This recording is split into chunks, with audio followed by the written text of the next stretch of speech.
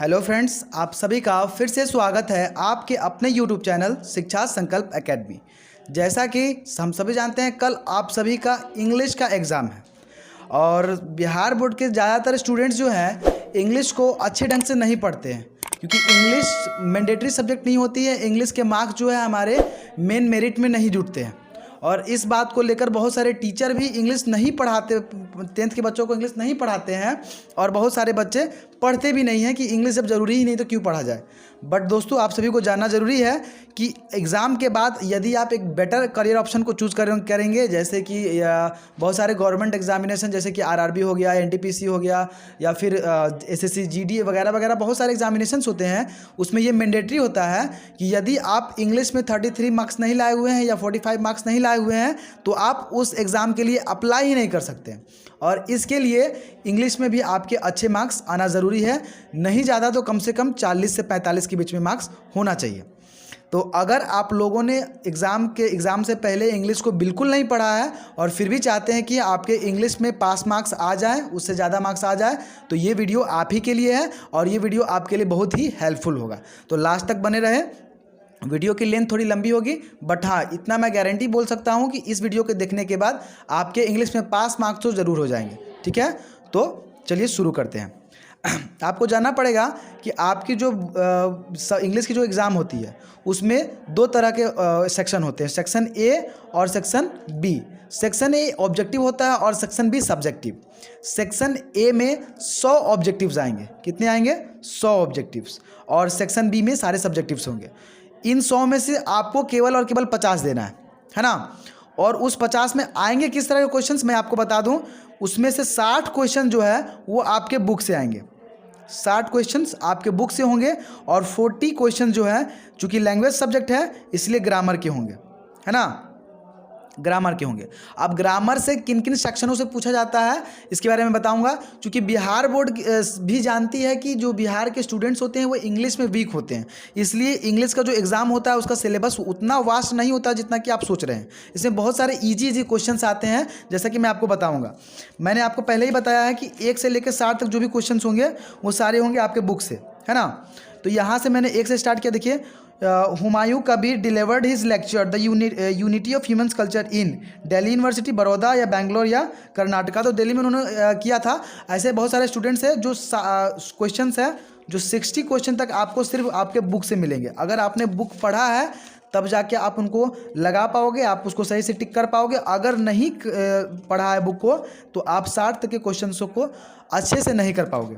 हाँ, इसमें 5 ऐसे क्वेश्चन हैं जो हर साल जाते हैं, कि मतलब आते ही आते हैं। राइटर्स नेम और जो है पाठ का नाम, मतलब जो चैप्टर का नाम होता है वो, और उसके राइटर्स जो हैं उनके नाम 5 नंबर का हर साल आता है। इस साल भी आने की उम्मीद है, तो उसके लिए मैं इसी में आपको आगे बताऊंगा राइटर्स नेम और उसके पाठ का नाम। ठीक है, बाकी सब्जेक्टिव में आप अपना अच्छा स्कोर कर सकते हैं। देखिए, 60 तक तो यहाँ पर बुक का था।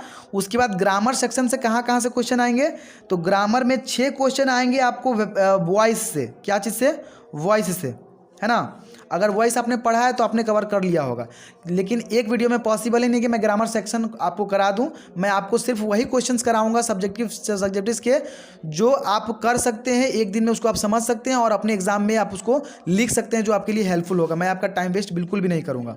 ठीक है, 6 क्वेश्चन आपके वॉइस के हैं। थोड़ा वॉइस को ध्यान में देख लिया अगर आपने पढ़ा है पहले से तो। उसके बाद 6 क्वेश्चन आपके नरेशन से आते हैं, यानी डायरेक्ट और indirect speech. After that verb से क्वेश्चन आते हैं। सही सुइटेबल वर्ब कौन सा लगेगा? 73 से 69, मतलब 79, यानी 6 क्वेश्चन इसमें भी आते हैं आपको वर्ब को सिलेक्ट करने में। आफ्टर दैट प्रीपोजिशंस चूज करने के लिए दिया जाता है। उसके बाद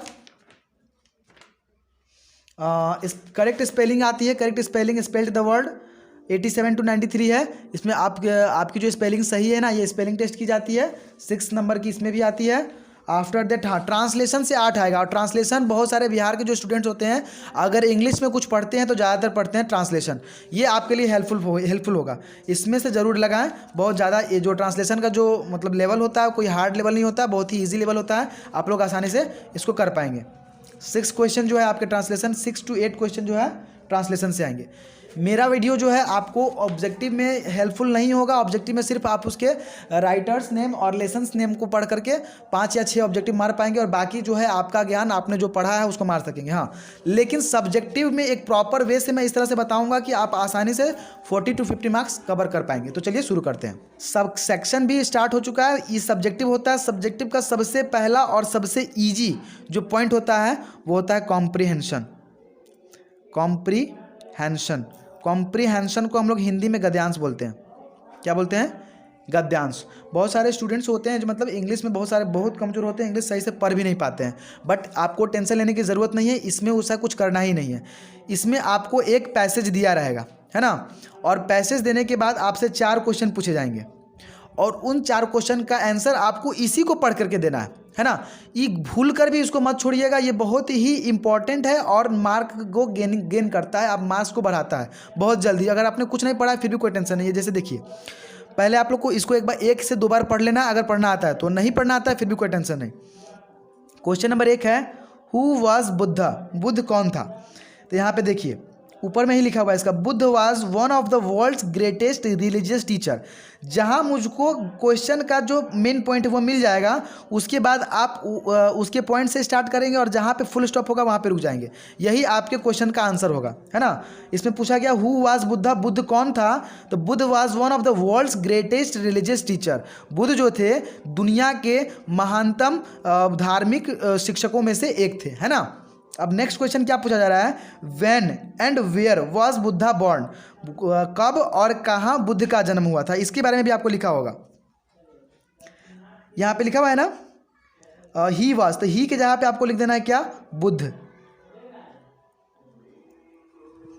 Buddha was born in the year 500 BC। BC का मतलब होता है बिफोर क्राइस्ट, ईसा मसीह के जन्म से पहले। And he was born a prince, है ना। कहाँ पे? कपिल वस्तु में। यहाँ से लेकर यहाँ तक अगर आप लिख लेते हैं इस पॉइंट तक तो आपको 2 नंबर मिल जाएगा, इसके लिए 2 मार्क्स है, ठीक है। उसके बाद क्या है, why did Buddha leave his kingdom? Buddha ने अपना किंगडम को लीव क्यों किया? उसके बाद आप यहाँ पढ़ेंगे तो आपको मिल जाएगा। अपने राज्य को उसने क्यों छोड़ा था? तो he wanted to find the meaning of life, he left his. हाँ, वो जो है वह अपने क्या बोलते हैं, अपने लाइफ के मतलब को जानना चाहता था और इसीलिए उसने अपने पैलेस को, अपने महल को छोड़ दिया और सत्य की खोज में निकल पड़ा, है ना। इसमें यहाँ पे महात्मा बुद्ध के बारे में बात हो रही है। यहाँ से लेकर यहाँ तक लिख देंगे, 2 नंबर ये मिल गया, ठीक है। आप समझ पा रहे, इस पर कुछ नहीं करना है, बस जो क्वेश्चन पूछ रहा है इसी में से इसको खोजना है और उसका आंसर लिख देना है बस। अगर 1 नंबर में पूछा गया, ये 1 नंबर का क्वेश्चन है तो 1 लाइन में, 2 नंबर का जो क्वेश्चन है उसको थोड़ा बढ़ाकर 2 लाइन में लिखेंगे, है ना। इसी में आपका आंसर छिपा है, इसलिए आप इसको ध्यान से देखें और बिल्कुल करेक्ट लिख के आए, ये आपका मार्क्स बढ़ाएगा। थोड़ा मोड़ा अगर गलत भी होता है तो बिहार बोर्ड में इंग्लिश में उतना ध्यान से कॉपी चेक नहीं होती है, हैंड राइटिंग पर ध्यान दीजिएगा। चलिए नेक्स्ट चीज़ को ध्यान देंगे। हाँ, ऑप्शन भी दिए होते हैं, या तो आप इस पैसेज का आंसर दीजिए, नहीं तो इस पैसेज का आंसर दीजिए। बहुत सारे स्टूडेंट क्या करते हैं, दोनों का दे देते हैं, बट आपको दोनों का नहीं देना है, दोनों में से किसी एक को। ये रहा आपका, ये आपका 7 मार्क्स का था, ठीक है। इसमें से आप दोनों में से कोई एक दे। आप फिर नेक्स्ट क्वेश्चन को देखते हैं।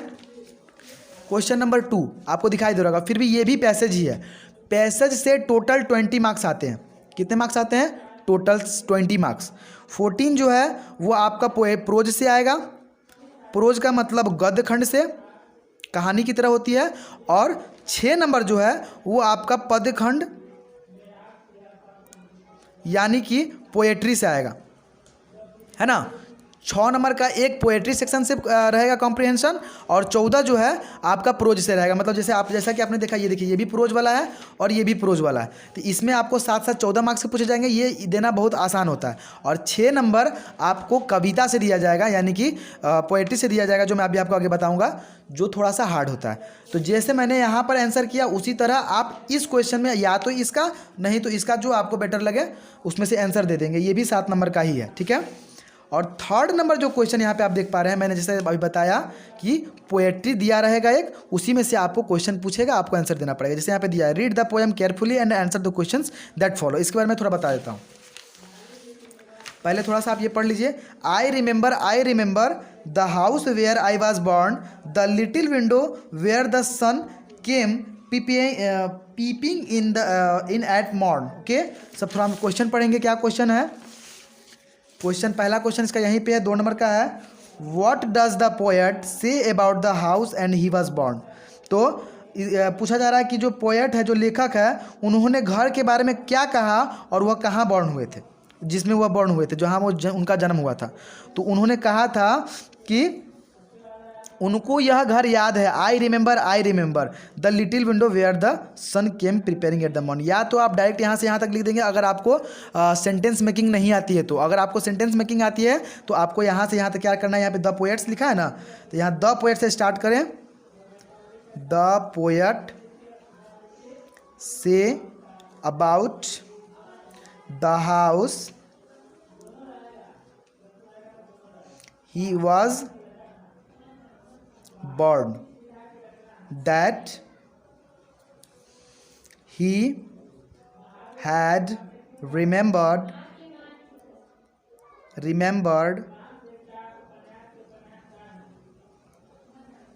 the house,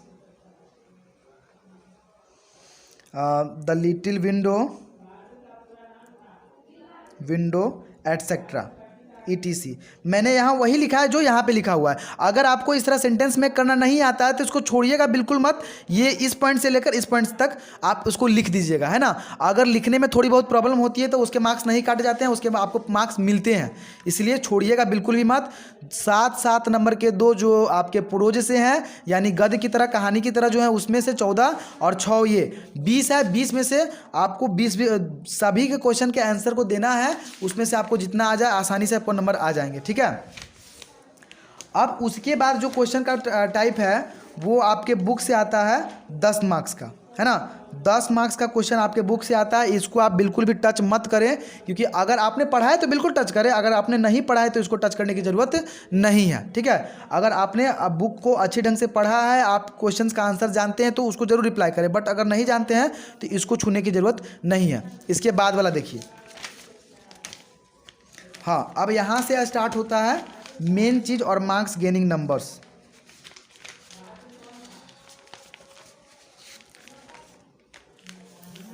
ये देखिए क्वेश्चन नंबर 5 देखिए, आपको 5 मार्क्स मिलते हैं पैराग्राफ राइटिंग के।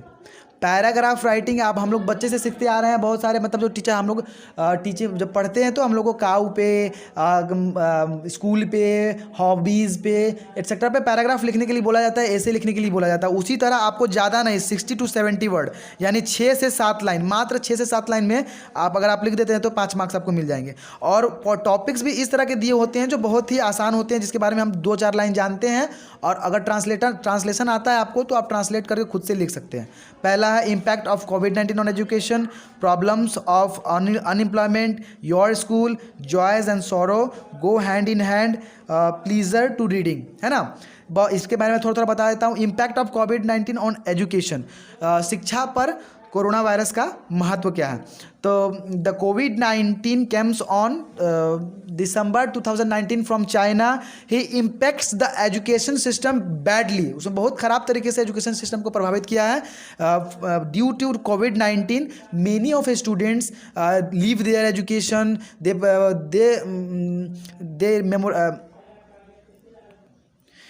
they forgot the education, forgot their syllabus, the teaching methods. There are many problems on their education after coming the coronavirus, COVID-19 etc etc। अगर आप इसके बारे में 5 लाइन या 6 लाइन भी लिख देते हैं तो वो आपको मिल जाएगा। प्रॉब्लम ऑफ अनएम्प्लॉयमेंट, अनएम्प्लॉयमेंट का मतलब होता है बेरोजगारी के बारे में आपके 6 से 7 लाइन आपको लिखना है। तो in India unemployment is a very big problem for all the younger man of India, because all the Indians are educated, many of Indians are educated, सभी पढ़ रहे हैं, educated हैं, but after get education they can't have any job to survive, and job is very necessary for survival. So it's a very huge problem for Indians and Indian system. The government should pay attention on the problem unemployment, because if we can improve the unemployment, we can grow our youth and we can grow more faster than the other countries। इसी के बारे में आपको 7 line लिख देना है। मैं आपको हिंदी में बता देता हूँ, आप उसको इंग्लिश में ट्रांसलेट करने का कोशिश कीजिएगा, टूटी फूटी भाषा में ही सही, बट लिखिएगा ज़रूर। जैसे कि बेरोज़गारी जो है भारत में एक बहुत ही महत्वपूर्ण समस्या के रूप में उभर कर आ गई है। भारत में युवाओं की संख्या बहुत अधिक है, किंतु उनको उचित रोज़गार मिल पाना बहुत ही कठिन हो गया है। सभी युवा पढ़ लिख कर भी अच्छा रोज़गार नहीं पा रहे हैं, जिस कारण वो अपने जीवन स्तर को सुधारने में अक्षम है। सरकार को इस समस्या पे ध्यान देना चाहिए। इसकी जो समस्याएं हैं उसको सुधारने में सरकार को योगदान देना चाहिए, ताकि जो भारत के युवा हैं वो रोज़गार कर सके, उनको रोज़गार मिल सके, वे अपना घर चला सके और वो ग्रो कर सके। और अगर युवा ग्रो करेंगे तो हमारा देश भी ग्रो होगा, हमारा देश भी विकसित होगा। ठीक है। उसके बाद क्या, योर स्कूल के बारे में कौन नहीं जानता।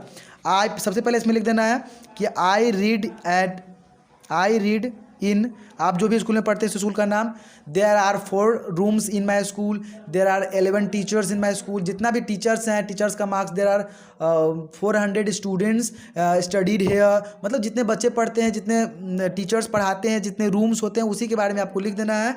There is a playground in my school वगैरह वगैरह। इसी से रिलेटेड सेंटेंस आपको 6 से 7 सेंटेंस लिख देने हैं, है ना, आपको जो भी आए, है ना। उसके बाद क्या है कि अब होता है मेन यहाँ से start. Answer any 3 of the number question number 6 to 11। 6 to 11 में से आपको 6 में से किन्हीं 3 का उत्तर देना है। 3 के लिए आपको 5-5 क्वेश्चन 5-5 नंबर मिलते हैं, 15। एक है नोटिस राइटिंग, दूसरा है रिपोर्ट राइटिंग, तीसरा है letter writing.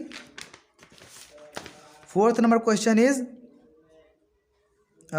Letter writing. 5th number speech and 6th number message. सभी आसान है, इसमें से मैं किसी भी 3 को बता सकता हूं। मैं इसमें से एक बता दूंगा लेटर, जो कि आपको 10 करेगा, क्योंकि यहाँ पे 2-2 लेटर हैं। अगर एक लेटर में 5 नंबर मिलते हैं तो 2 लेटर 10 मिलेगा। एक रिपोर्ट भी बता दूंगा, रिपोर्ट, और एक नोटिस बता दूंगा। इन तीनों आप एक लेटर लिख लेना, एक रिपोर्ट और एक नोटिस। तो चलिए स्टार्ट करते हैं। Letter writing, notice writing and report writing, जो कि आपको 15 मार्क्स दिवा सकता है। So let's start. Letter writing लिखने के लिए ज़्यादा कुछ नहीं करना होता है, बस सबसे पहले ऊपर टू, कुछ बेसिक लाइंस है जो कॉमन है, आपको याद करना है। टू जहाँ लिखना है उसके पास, तो हम लोग को प्रिंसिपल के पास लिखना है, इसलिए हम लोग प्रिंसिपल लिखेंगे। To the principal. इसके नीचे आपको अपना स्कूल का नाम लिख देना है, ठीक है, जो भी स्कूल हो, या लाइक HS अदौरी हो गया, to the principal HS Adauri. उसके बाद आपको लिखना है सब्जेक्ट, है ना। सब्जेक्ट में आपको क्या लिखना है, अगर आपको 5 दिनों की छुट्टी की, जो भी जिस विषय में आप लिख रहे हैं उसको लिख देना है यहाँ पे। जैसे कि अगर आप 5 दिनों की छुट्टी के लिए लिख रहे हैं तो आपको लिखना होगा लीव फॉर 5 days। अगर आप अपना जो एग्ज़ाम फ़ी को एक्सक्यूज़ करने के लिए लिख रहे हैं तो फॉर एक्सक्यूजन ऑफ एग्ज़ाम फ़ी। आपको रीज़न जो है आपको क्वेश्चन में दिया रहता है, क्वेश्चन से ही कॉपी पेस्ट कर देंगे, फिर भी कोई प्रॉब्लम नहीं होगी। जैसे हम यहाँ पर लीव के लिए लिखेंगे for 5 days leave, for 5 days leave, 5 दिनों की छुट्टी के लिए, ठीक है। सब्जेक्ट लिखने के बाद यहाँ पे लिखना होगा रिस्पेक्टेड सर या डियर सर, आपको जो अच्छा लगे। मैं यहाँ रिस्पेक्टेड शब्द का यूज़ करूँगा, रेस्पेक्टेड सर। इसके बाद आपको यहाँ से स्टार्ट करना होगा most humbly and रिक्वेस्टफुली।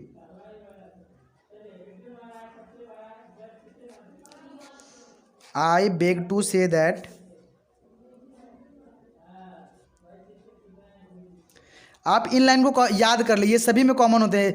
To the principal HS Adauri, subject for 5 days leave, respected sir, most humbly and requestfully I beg to say that. मैं यह कहना चाहता हूँ कि दैट आई एम, मैं बीमारी का बहाना बना रहा हूँ। आई वॉज, पिछले बीमारी बता के नहीं आती, पहले आई होगी। I was suffering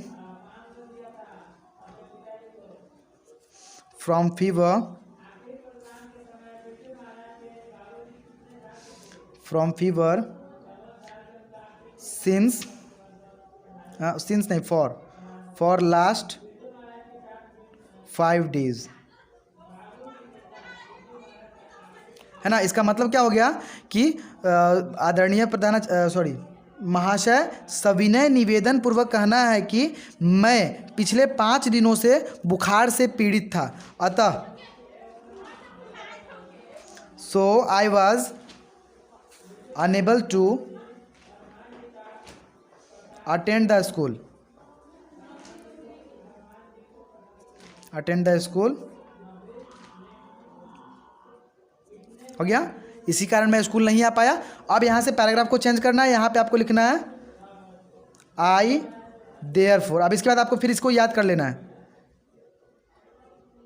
sorry therefore की स्पेलिंग गलत हो गई, therefore request you to grant me leave for 5 days, हो गया। यहाँ पे आपको डेट लिख देना होगा, सिंस जो कितना दिन से कितना दिन तक क्या आपने एब्सेंट किया, सिंस मान लीजिए अगर आप आज दे रहे हैं, आज के डेट में आपको एग्ज़ाम डेट को लिखना होगा। सो मान लीजिए अगर आज 21 फरवरी को आपका एग्ज़ाम है तो आप यहाँ पे 16 से 21 कर देंगे, 16 फरवरी फैब टू 21 फैब 2022, हो गया।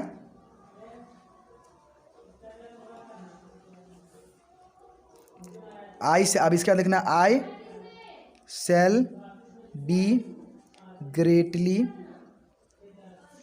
ऑब्लिगेटेड टू यू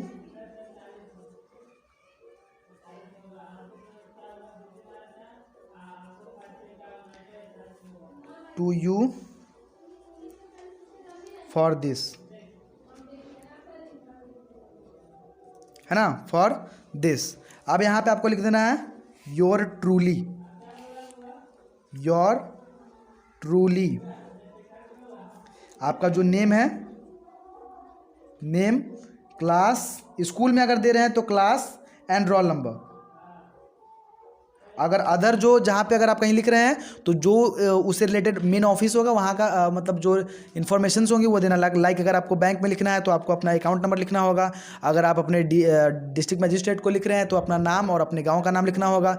मतलब जहाँ आप लेटर दे रहे हैं, एप्लीकेशन दे रहे हैं, उससे रिलेटेड इन्फॉर्मेशन आपको यहाँ पर देनी होगी। उसके बाद यहाँ पर ऐसे कर देंगे, डेट लिख देंगे। डेट कौन सा डेट लिखेंगे, जिस दिन आप लिख रहे हैं, यानी कि आपका एग्ज़ाम डेट कल है तो 21 फरवरी 2022, हो गया, काम खत्म। आपका लेटर पूरा कंप्लीट हो चुका है। अगर इस तरह आप लिख देते हैं तो 5 मार्क्स आपके हो जाएंगे। चलिए अब नोटिस राइटिंग स्टार्ट करते हैं। अब हम लोग सीखेंगे नोटिस राइटिंग। नोटिस राइटिंग में सबसे पहले आपको बोल्ड लेटर्स में ऊपर आपको लिख देना है नोटिस, बड़े अक्षरों में, है ना, नोटिस, नोटिस, ठीक है। आपको नोटिस लेके 2 लाइन इस तरह से क्रॉस कर देनी है। उसके बाद आपको यहाँ पे आपको जहाँ पे लिखने के लिए बोला जाएगा उसका नाम लिखना है। लाइक बहुत सारे हेडिंग आपको क्वेश्चन में ही मिल जाएंगे। देखिए क्वेश्चन से बहुत चीज़ इसमें कॉपी करने हैं। जैसे यहाँ पे लिखा गया हुआ है कि you are Komal, secretary of English club, write a notice in about 50 to 60 word informing the student about the essay competition be organised. यहाँ पे कुछ जरूरी चीज़ें, जरूरी क्या है कि आपका नाम यहाँ पे कोमल रहेगा, आपको अपना नाम नहीं लिखे, यहाँ पे कोमल लिखना है, ठीक है। जो क्लब है जहाँ पे होने वाला है ऐसे कॉम्पिटिशन, इंग्लिश क्लब में होने वाला है, और कितने शब्द में लिखना है, 50 से 60 शब्द में, है ना, कि क्या हो रहा है, तो ऐसे कॉम्पिटिशन हो रहा है, ठीक है, बात खत्म। अब यहीं से आपको लिखना क्या क्या है। सबसे पहले तो आपने नोटिस लिख दिया, कहाँ हो रहा था, इंग्लिश क्लब में हो रहा था, इसलिए आपको यहाँ पे लिखना है इंग्लिश क्लब, इंग्लिश क्लब, यहाँ पे इन्वर्टेड कॉमा दे देना है आपको, ठीक है। इसके बाद आपको लिखनी है एक हेडिंग। हेडिंग क्या थी, ऐसी कंपटीशन हो रहा है तो यहाँ पे लिख देंगे ऐसी कंपटीशन, ऐसी कंपटीशन, ऐसे कंपटीशन। जो आपको उसी में दिया जाए वही लिखना है, अपने मन से इसमें कुछ भी ऐड नहीं करना है, ठीक है। ज़्यादा सेंटेंस को हैवी ना बनाए, लाइट सेंटेंस अच्छा होता है, ठीक है। उसके बाद आपको इस साइड में बाएं साइड में आपको डेट लिख देना है। डेट आपका एग्जाम डेट रहेगा 21 फेब। इतना तक सब चीज़ सेम होगा। नोटिस लिख देना है, जो जिस इंस्टीट्यूट का नाम होगा इस इंस्टीट्यूट का नाम लिख देना है। उसके बाद उसकी हेडिंग दे देनी है, क्या हो रहा है। उसके बाद आपको डेट दे देना है। फिर उसके बाद यहाँ से स्टार्ट करना है, this notice is to inform that. ये नोटिस जो है आपको इन्फॉर्म करने के लिए, क्या इन्फॉर्म करने के लिए, दैट एन आपको ऐसे ऐसे कंपटीशन यहाँ पे होने वाला है इंग्लिश क्लब में, तो आप यही लिखिएगा। देन दैट एन ऐसे कंपटीशन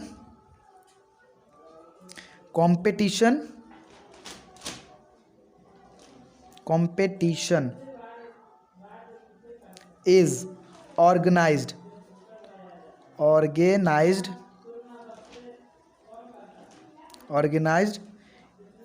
ऑन, आपको यहाँ पे डेट टाइमिंग उसकी लिखनी होगी, और डेट और टाइम अगर मैंडेटरी दिया गया है तो जो दिया गया है वो लिखेंगे, अगर नहीं दिया गया है तो आप अपने मन से कुछ भी लिख सकते हैं। लाइक ऑन, अगर आप 21 फेब को लिख रहे हैं तो 21 फेब को तो होगा नहीं, उसके बाद होगा, तो उसकी बाद 2 दिन या 3 दिन के बाद कोई भी डेट दे दीजिए आप। मैंने 23 फरवरी दे देता हूँ मैं। On 23 Feb of this month, मतलब इस महीने के, ठीक है, ऑफ दिस मंथ, है ना। कहाँ पे, तो अपने स्कूल में, स्कूल का on in our English club.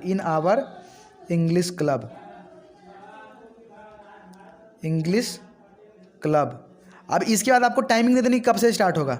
This competition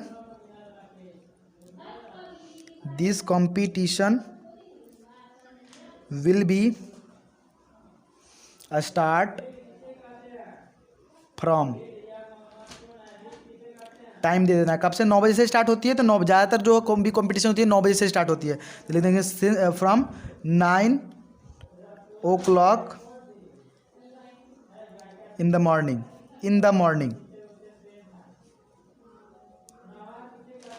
हो गया, यहाँ पे आपका काम हो गया ख़त्म। इसके बाद आपको लिख देना है क्या, इसके बाद आपको बस थोड़ा सा 2 लाइन और बढ़ाना है, क्या कि इसके इन्फॉर्मेशन के बारे में। यहाँ पे लिख देंगे फॉर मोर इन्फॉर्मेशन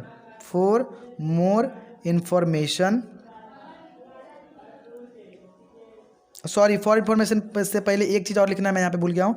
इससे पहले आपको लिखना है कि इंटरेस्टेड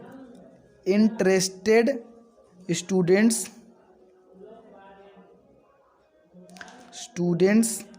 आर इनवाइटेड, जो इंटरेस्टेड है वो इनवाइटेड है, ठीक है, इनवाइटेड हो गया। अब इसके बाद आपको लिखना है फॉर मोर इन्फॉर्मेशन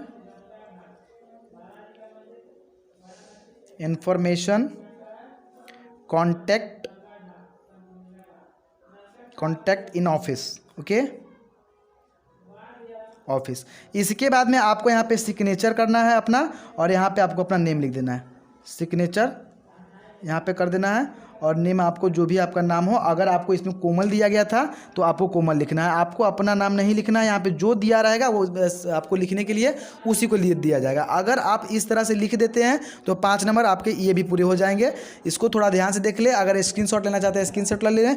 और संडे है, संडे को जम के प्रैक्टिस करें, कल आपका एग्जाम है, आज रात में दिन में आप प्रैक्टिस करें, practice maximum and perfect, okay.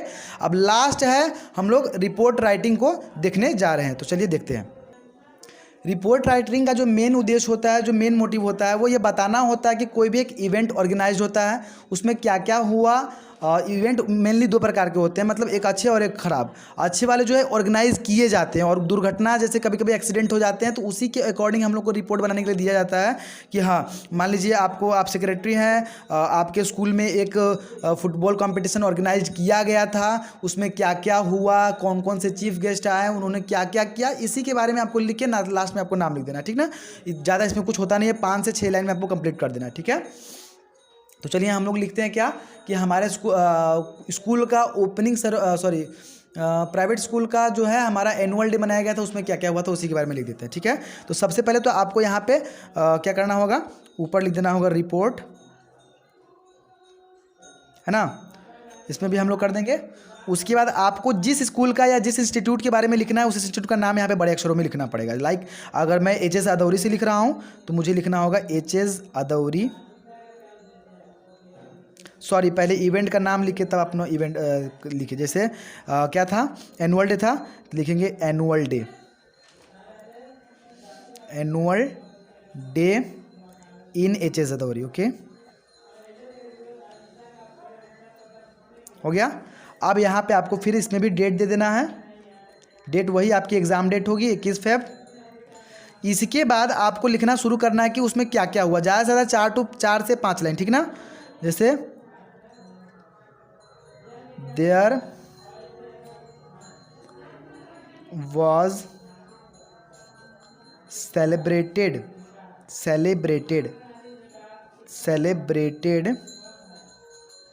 annual day in our school, H.S. Jadauri, ठीक है, H.S. जदौरी लिख दिया हमने। H.S. जदौरी में सेलिब्रेट किया गया था ऑन किस दिन को, आप 21 फेब को लिखे हैं तो आपका जो सेलिब्रेशन होगा वो हो चुका होगा, यानी 21 तारीख से पहले की कोई भी डेट दीजिए। मैं 19 तारीख को डेट दे रहा हूँ, 19 फरवरी ऑफ दिस मंथ, ठीक है। ये तो आपका कंटेंट हो गया, राइटिंग कंटेंट क्लियर। उसके बाद में आपको लिखना कि इसमें क्या क्या हुआ था। तो there was celebrated annual day in our school H.S. Jadauri on 19 Feb of this month. ये तो हो गया। कब स्टार्ट हुआ था? द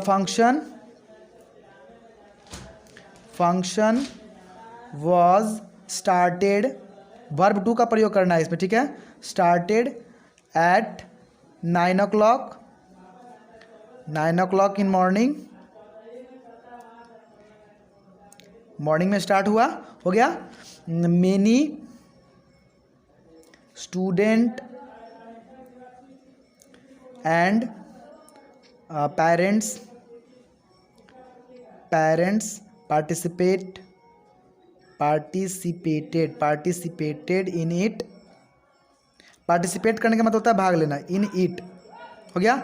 इतना लिखने के बाद में अब आपको चीफ गेस्ट के बारे में लिख देना है। जब भी कोई फंक्शन होते हैं उसमें चीफ गेस्ट को बुलाया जाता है, ठीक है। ज़्यादातर इसी में आता है, मैंने इसीलिए हैप्पी टॉपिक को रखा है, क्योंकि ये सब जो है रिपीटेड क्वेश्चन है, बार बार यही आते हैं, क्योंकि लेवल इसका कुछ हार्ड होता नहीं है। तो मान लीजिए स्कूल का है तो कौन इन्वाइटेड होंगे? मुखिया इन्वाइटेड होंगे। तो the village head was invited as a chief guest।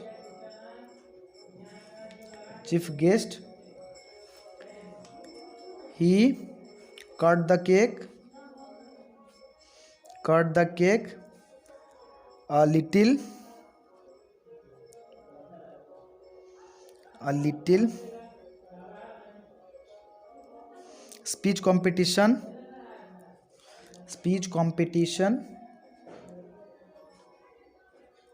was also organized, ठीक है। ऑर्गेनाइज में छोटा सा इसके बारे में आपको लिख देना है कि हाँ स्कूल में मतलब क्या है, स्पीच कंपटीशन भी ऑर्गेनाइज किया गया था, छोटे छोटे बच्चों ने अपना स्पीच दिया। और लास्ट में आपको लिख देना है एंड आफ्टर दैट, ये चीज़ आपको याद रखना है, आफ्टर दैट एट कितना बजे, लगभग 5 बजे, at 5 o'clock in the evening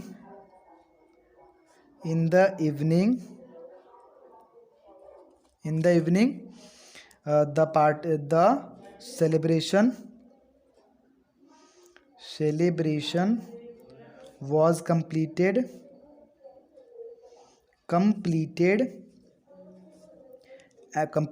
and all people went to their home। बस आपका रिपोर्ट कंप्लीट हो चुका है, ठीक है। यहाँ पे हो गया। हाँ, अब इससे पहले एक चीज़ लिखनी ज़रूरी थी। यहाँ पे ऊपर जो मैंने नहीं बताया वो आप किसके द्वारा दिया जा रहा है। तो अगर आपको वहाँ पे कोई पर्टिकुलर नेम दिया होगा तो उसको लिखेंगे, नहीं तो आप अपना नाम लिख लेंगे। इसमें मान लीजिए दिया हुआ है क्या, नहीं किसी का नाम नहीं दिया तो यहाँ पे अपना नाम लिख देंगे, नेम। यहाँ पे लिख देंगे रिपोर्ट बाय अपना नाम। मेरा नाम राहुल त्रिवेदी है तो मैं अपना नाम लिखूँगा राहुल त्रिवेदी, ओके।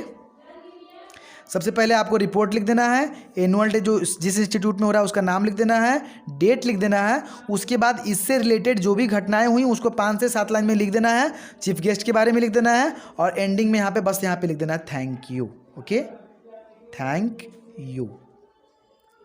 ये भी आपका 5 नंबर का है। जैसा कि मैंने आपको 6 में से 3 देना था, एक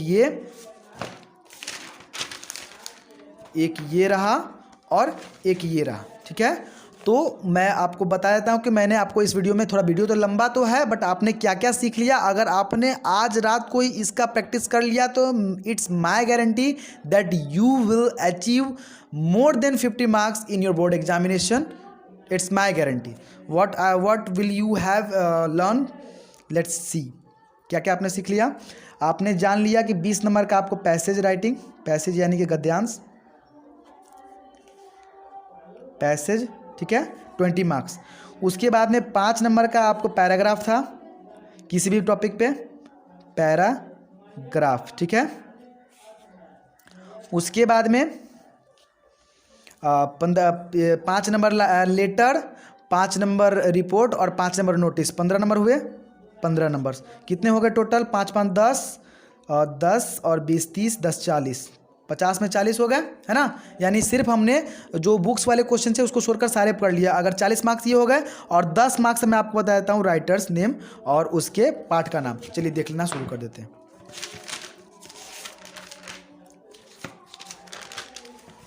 आपका बुक जो है 2 सेक्शन में बटा हुआ है, प्रोज और पोएट्री, है ना। प्रोज में 8 चैप्टर हैं और पोएट्री में भी 8 चैप्टर है। मैं थोड़ा सा जल्दी बोलूँगा, वीडियो की लेंथ थोड़ी बड़ी हो रही है।